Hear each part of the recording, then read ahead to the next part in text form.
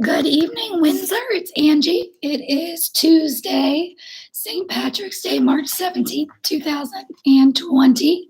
We have had another exciting day here at the community with some enjoyable pop to Shell Bay and the entire Windsor culinary team.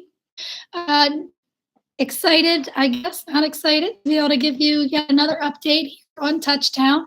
Please note we still have a bit of learning curve with our live and repetitive updates. CC is going to be working on those over the next day or two, trying to troubleshoot some challenges we're having with specific screens, as well as the ability of the video to loop in your apartment.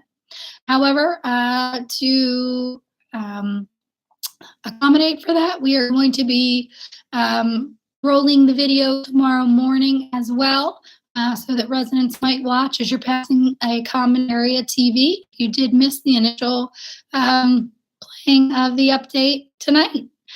Okay, so let's jump right into things. It was a pretty monumental day in Florida. We did get some additional guidance from Governor DeSantis indicating that they put information out there, a directive, I guess, that all restaurants that remain open will have to operate at 50% seating capacity for the foreseeable future. This allows for social distancing to occur within those establishments. As such, we have made a decision to move forward with some changes in our dining program to ensure that residents are able to utilize the Windsor dining venues, specifically the veranda for our club residents, the Ashby for our assisted living residents, and then, of course, our country kitchens for our memory care residents in the neighborhoods. So what is that going to look like? Tomorrow morning, we will be placing signage on certain tables in the dining venues, letting residents know that those tables are not for use. This way, we will be able to keep a more substantial distance between tables of residents. We do recommend that residents not seat themselves at tables where 4 residents are already sitting. We'd like to maintain small groups in the dining venues at this time. It isn't a surprise, obviously, that the veranda restaurant, unfortunately, is a larger physical space than the Ashby. So this is going to be easier for us to do in the veranda restaurant.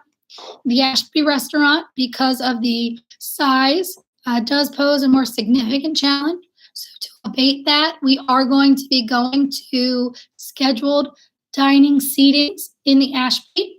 And we anticipate kicking that off tomorrow evening for dinner so that we have some time to communicate to residents and get some preferences on dining times. But for Ashby dining, as we move forward, the times for meals are going to be 8 a.m. for our early birds and 9:30 for our late risers. We then have 11:30 and 1, and then we will have 4:30 and 6 p.m. Okay, and again, we will be visiting with each resident and talking to you about what time you will be assigned to, and hopefully we will be able to accommodate everyone's preference. The dining room between those hours in the Ashby restaurant will be closed to ensure that we can properly clean and sanitize between meal periods. Okay, and we will make sure that this information is shared tomorrow at Angie's update meeting at 10 a.m. In the Stetson Lounge, and that we will have all of this information published outside of the dining room and in an upcoming version of Angie's notes that will come out tomorrow. Just to reiterate to this, because it will create some confusion among residents whenever we have habits created. It's certainly hard to change those routines. So more to come on that, just to prepare everyone. The veranda restaurant, we are looking at changing dining hours so that we can improve cleaning between meal periods. We will have more information on that coming tomorrow. But most importantly, in that venue, please note there will be signage placed on tables indicating that certain tables are out of service. Please do not sit at them. If there isn't a table available at the time you enter the veranda, please see a staff person and wait to be seated. Thank you. Okay, so that's dining. In that same kind of realm of thinking, the White House and the CDC, obviously, in the last 24 hours, as the situation is always evolving. Yesterday it was groups of 50 or less, and before that it was 100 and 250. Well, now we've got ourselves in a situation where they are recommending groups of less than 10 individuals being together at a time. So again, that's why we're doing what we're doing in the restaurants. We're also going to be implementing this throughout the community in the life enrichment programming that's going to be offered. I also, pardon me, highly recommend that residents that are gathering do so in groups that are smaller than 10, preferably doing so in your apartments. If you do sit in a common area, please make sure that you are staying in groups of less than 10 at any given time. Okay, so if you see a big group kind of gathering somewhere, a little reminder, hey, looks like you're getting to be a little bit of a big group there. We might want to spread out a little bit, or hey, how about the 5 of us head up to my apartment to play cards or whatever it is. And again, we're really just trying to be diligent in practicing social distancing within the community. And it's really important that residents assist us in that process. So stay tuned, as I'm sure we'll be modifying some schedules as we move forward. Obviously, for things like Thursday happy hour, this poses some challenge. So tomorrow's Wednesday, luckily, so CC and I will be working on how we are going to handle that. And hey, maybe it's a mobile drink cart to enjoy the day's quarantini, if you will. So stay tuned on that, but we're going to have some fun with it, and we will have more info as that topic develops. Another hot topic in the community is specifically for the club residents, because the club residents are accustomed to coming and going, dropping off prescriptions at the pharmacy and heading back out to pick them up. But because we're recommending that residents stay in the community, that's been a little bit of a challenge. So to accommodate that, we are putting a system in place whereby if a resident has a new prescription, we're asking that it be dropped off with the club concierge by 11 a.m. One of the drivers will then take that prescription and drop it off at Publix, CVS, or Walgreens, and then they will pick it up by 2 o'clock for you and deliver it to your apartment. What we are asking is we are going to have a waiver for residents to sign indicating that we are permitted to pick up a prescription, and we are also requiring that the prescription is prepaid. The drivers will not be handling any cash or taking resident credit cards. So please work with your pharmacy to prepay those items via their online portal or website, or call them and provide that information over the phone. Okay. Another item, we have seen some residents, unfortunately, largely on the club side, that it is more convenient to get their apartment by using village elevators. So we do have some residents crossing over levels of care. Please be mindful that the red stanchion, the red velvet rope stanchions aren't just for looks. They are in effect to stop people from crossing that area. Obviously, we do have some exceptions with staff, but residents, please be mindful of that. I know it might be a slightly longer walk, but for those of you that are doing it, unfortunately, I think you can do it, okay? So please use the village elevators if you live in the village, and use the club elevators if you live in the club, okay? The club elevators are those that are located by the pool and that are located by the business office mailroom, whereas the village elevators are located in the village lobby, where the other concierge sits. So again, please be mindful of that. We're really trying to contain any issues that might arise at this point. As the number of cases in Orange and Osceola County continue to rise. I think we have 6 in Osceola, 5 in Orange County. Just had a first case in Lake County. Polk County, as of my understanding right now, is remaining free of any cases.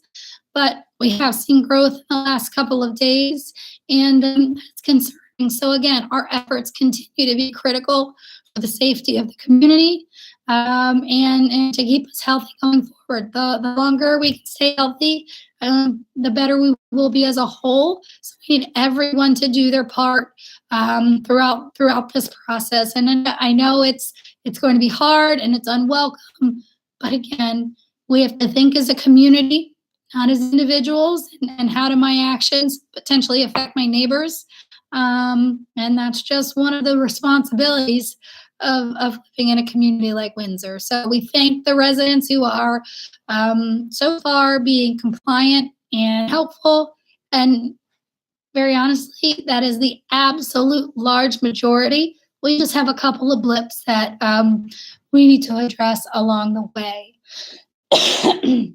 We are also really working to minimize the number of non-resident, non-staff members that come in and out of the community. So we have eliminated all front of house hospitality staff that was supporting our culinary program. So that means on Sundays and Mondays for the immediate future, the Sky Bar will be closed to residents, okay? That has remained open for club residents in the club building, but it will be closed on Sundays, Mondays as we move forward, because we do not want to bring unnecessary hospitality staff in the building and take that unnecessary risk. And we're sure that you understand that, okay? Please, please, please, begging you, if at all possible, it's not a medically necessary appointment, please stay home in the community, okay? There are so many options available for grocery delivery, for Amazon, etc. We are encouraging residents to utilize that option. If you need assistance from a technology standpoint, please see one of the department heads, CC, myself, Linda, Glenn, David, and so on. We are happy to help you establish a mechanism or delivery so that we can safely get items to the community and to you without you having to go outside and risk potential exposure. Okay, so please, please be mindful for that. Let me just real quick take a peek at my notes and make sure I don't have anything else that I wanted to convey to everybody this evening. That's right. We do have resident meetings scheduled for tomorrow, and I know this is like, well, we're saying we're only going to have 10 people. We are going to have one last hurrah, I guess, with a bit of a crowd larger than. We are going to do our best to keep residents further apart than we have potentially. 10 o'clock in the Stetson Lounge, we are going to maybe move some furniture around so residents can spread out a little bit. So please be mindful to that. When you arrive, look for staff instruction so that everybody's not on top of each other. And then for the resident meeting on the club side tomorrow at 3 o'clock, I'm thinking that we might have this in the veranda lobby area. So again, that we can spread out more and provide more accommodation for that social distancing. So again, stay tuned, see a staff member when you arrive. We will make sure everyone gets seated and keep a little space between everybody. Let's see. I think that is about it. I'm going to take a peek at my notes from last night and make sure nothing else is happening. I don't think so. I think that's going to conclude today's update. Again, it is Tuesday, March 17th, St. Patrick's Day. Nobody's been kissing each other today, unfortunately, so we'll have to postpone that for another holiday, I guess. But again, we really appreciate everyone's cooperation. We know we're going into a hard time, and again, I couldn't be more proud of the way our community as a whole residents, families, friends, employees have come together through this process and are really committed to the health and safety of Windsor. So on that note, I wish you all a good night, and I will look forward to seeing each of you in person tomorrow at the live update at 10 for the Stetson Lounge and at 3 for club residents in the veranda/lobby area. So over and out for tonight. Everyone have a wonderful evening. Are you sure you want to end stream? Right.